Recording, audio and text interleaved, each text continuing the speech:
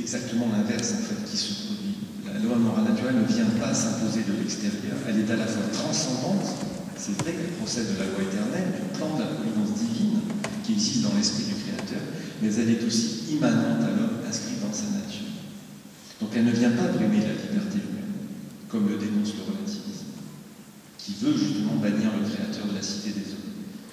Le Créateur, dit Benoît XVI, a inscrit dans notre être même la loi naturelle, reflet de son idée créatrice, comme une boussole, une mesure intérieure de notre vie. Entre la loi de Dieu et la liberté de l'homme, il n'y a donc pas de contradiction. La loi de Dieu, correctement interprétée, ne réduit pas plus qu'elle n'annule la liberté de l'homme, mais au contraire la promeut. Et c'est parce qu'à la lumière de la raison, nous découvrons ces dynamismes profonds qui animent notre nature. En les assumant, l'être humain s'accomplit lui-même, se construit moralement et devient toujours plus libre pour choisir le bien.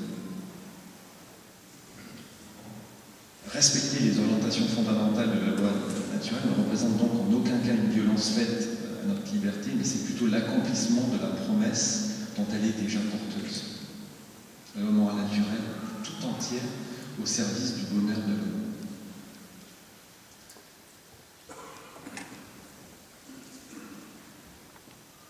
Et Benoît XVI nous dit qu'elle est l'instrument ultime de la protection des plus faibles. C'est tout son travail au service de la foi, mais aussi au service d'une interprétation authentique de la loi morale, c'est toujours pour protéger les plus faibles en dernier recours. Et il dit, elle est la véritable garantie offerte à chacun pour vivre libre et respecté dans sa dignité, à l'abri de toute manipulation idéologique et de toute décision arbitraire et d'abus du plus fort. Donc non seulement elle respecte notre liberté, mais surtout elle la protège en fait. Et pour conclure, donc par rapport à cette coïncidence entre l'intelligence du monde, de la nature et l'esprit humain, donc on voit que Benoît XVI nous offre un regard de sagesse qui est capable d'embrasser simultanément le cosmos, la personne humaine et Dieu. Et cette démarche est également celle de la Commission théologique internationale, qui, tout en affirmant la valeur rationnelle de la doctrine de la loi naturelle, est très attentive à l'insérer dans un cadre théologique plus large. Parce que là aussi, un autre piège qui nous guette, soit de faire de la loi naturelle uniquement une loi qui serait uniquement fondée sur les lois mathématiques de la nature, etc. Un autre piège, ce serait de présenter les principes de la loi naturelle comme s'ils pouvaient exister finalement sans Dieu. Ça, on est tous un peu tentés par ça quand même. Or, la CTI prend soin de rappeler que les approches séparatistes des rapports entre ordre naturel et ordre surnaturel ont été justement la cause de la sécularisation de la loi naturelle et de son déclin.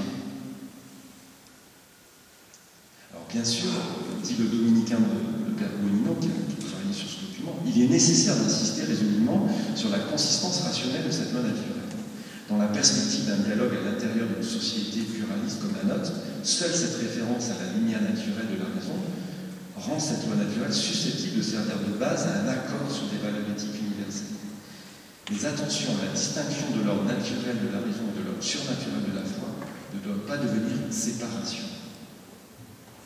Et en effet, au XVIIe siècle, il y a un juriste et théologien protestant hollandais qui s'appelle Grotius, Hugo Grotius, qui a cherché à contourner l'obstacle à l'époque de l'éclatement de l'unité religieuse de l'Europe. Alors, il y avait des confrontations, la société justement commençait à se diviser avec ce pluralisme qui naissait, et il a essayé de tenter de sauver les principes de la loi naturelle en disant que de toute façon ils sont valables, dit-il, etiam si daremus deum non esse, c'est-à-dire même si nous devions considérer que Dieu n'existait pas. Et en fait, à partir de là, on va séparer toujours plus la loi naturelle de la loi divine, en la fondant uniquement sur la raison humaine. Alors ça, dans un milieu chrétien, au XVIIe siècle, quand vous dites le respect de la vie, même si Dieu n'existait pas, il faut respecter la vie, tout le monde est à peu près d'accord. Maintenant, au XXIe siècle, c'est notre paire de manches, parce qu'on a évidemment, il n'y a plus aucun, la culture chrétienne s'est dévidée, il y a un relativisme effréné, et donc, même si Dieu n'existait pas, oui, mais voilà, si tout est fondé sur uniquement sur la raison humaine, et bien c'est cette raison qui va prendre le pouvoir en quelque sorte. Et cette façon de démontrer l'universalité de la loi morale naturelle ne peut fonctionner tant que la culture est imprégnée de la religion chrétienne. Une fois que Dieu a été banni de la société, de la vie publique, cantonné uniquement dans la sphère individuelle, et bien la loi morale naturelle elle-même, elle va être après éjectée de la cité et être cantonnée à la sphère privée. Elle va se séculariser et elle ne sera plus qu'un système moral comme un autre dans lequel Dieu est absent. Et dans un effort justement de refondation de cette loi morale naturelle, Benoît XVI va inverser l'hypothèse de Hugo Grotius. C'est pour ça que j'ai appelé ce petit chapitre en prenant le terme chez un juriste, l'hypothèse de Benoît XVI. Qu'est-ce qu'il fait comme hypothèse? Alors là aussi, c'est dans un discours qu'il a prononcé devant le clergé du diocèse d'Aoste. Il était en vacances. Et manque de chance, il prononce un discours très important. Vous voyez, tout est important de Benoît XVI. Donc le 25 juillet 2005, il répond à des questions du clergé d'Aoste. Et il leur dit, après avoir rappelé qu'à l'époque où la foi était divisée entre catholiques et protestants, on pensa qu'il fallait conserver les valeurs morales communes en leur donnant un fondement suffisant de façon à ce qu'elles existent, et si Deus non daretur, comme si Dieu n'existait pas. Or, dit Benoît XVI, la situation aujourd'hui s'est inversée. Pourquoi? Parce que les valeurs morales ne sont plus du tout évidentes. Et il dit elles ne deviennent en fait évidentes que si Dieu existe. D'où cet appel lancé par le pape aux représentants de l'agnosticisme, de l'athéisme contemporain, pour qu'ils réfléchissent sur le point de savoir, écoutez bien ce qu'il dit, si pour eux, il ne faudrait pas inverser l'hypothèse de Grotius pour fonder une éthique universelle. Et il leur dit, nous devons vivre aujourd'hui, quasi Deus daretur, comme si Dieu existait. Nous devons vivre comme si Dieu existait. Donc il adresse son message à des personnes athées. Nous devons vivre comme si Dieu existait, même si nous n'avons pas la force de croire. Nous devons vivre sur cette hypothèse, autrement le monde ne fonctionne pas.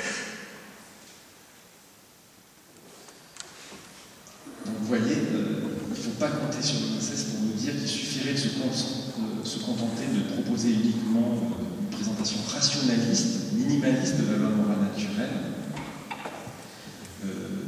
Bien sûr, nous pouvons nous en servir dans les débats, les dialogues actuels, mais souvent j'entends des associations catholiques très impliquées, par exemple sur le front du respect de la vie, qui disent on est inconfessionnel, on ne dit pas qu'on est catholique, on défend juste la raison.